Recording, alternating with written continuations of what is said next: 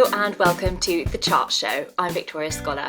Each week I'll be sharing my analysis on three key stories that are garnering a lot of interest among investors. I'll be breaking them down not just from a fundamental perspective but from a technical perspective as well, with some analysis on the charts.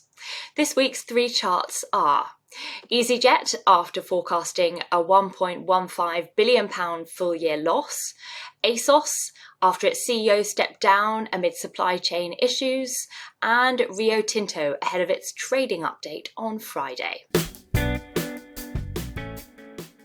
This week, easyJet said it's expecting a full year 2021 loss of between £1.135 and £1.175 billion, sending shares lower. Its fourth quarter operating capacity was just 58% of 2019's capacity before the pandemic, flying 17.3 million seats.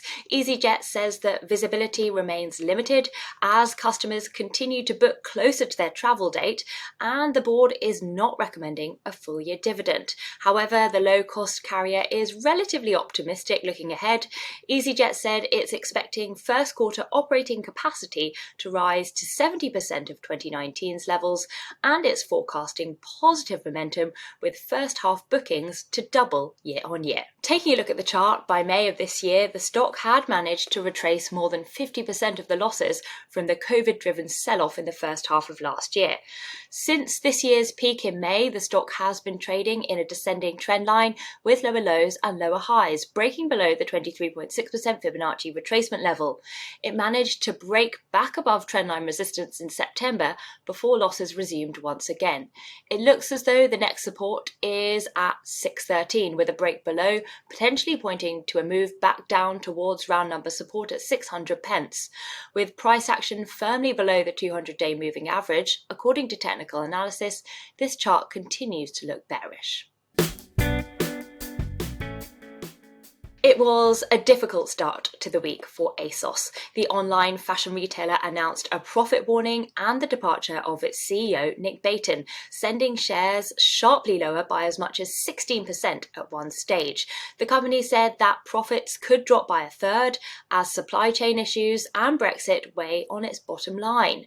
ASOS's chairman, Adam Crozier, said that Baton didn't want to commit to staying for at least half of the next 5-year strategy, so it's better to make a change now.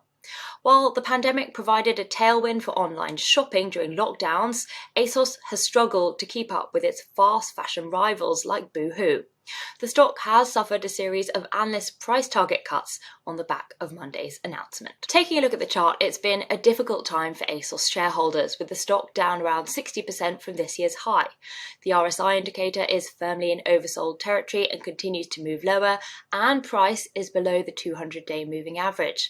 It looks as though it's poised to break below key support around 21.59, which was the low from 2019 and the low before the COVID-driven sell-off at the start of last year. A break below could potentially pave the way for further declines. Rio Tinto gets set to deliver a third quarter trading statement tomorrow morning. In July, the miner reported record first half earnings thanks to a jump in iron ore prices and a major rebound in demand from China after COVID. Rio declared a special dividend of $1.85 and an interim dividend of $3.76 a share, beating analyst expectations.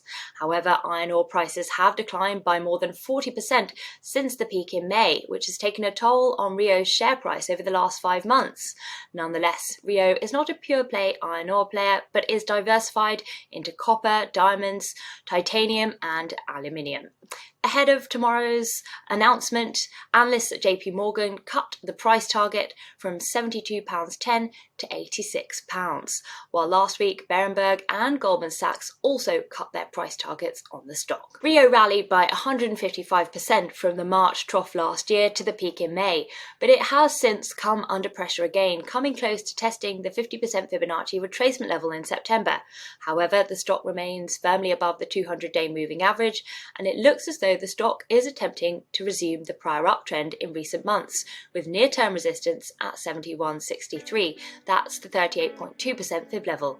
A break above could point to further gains.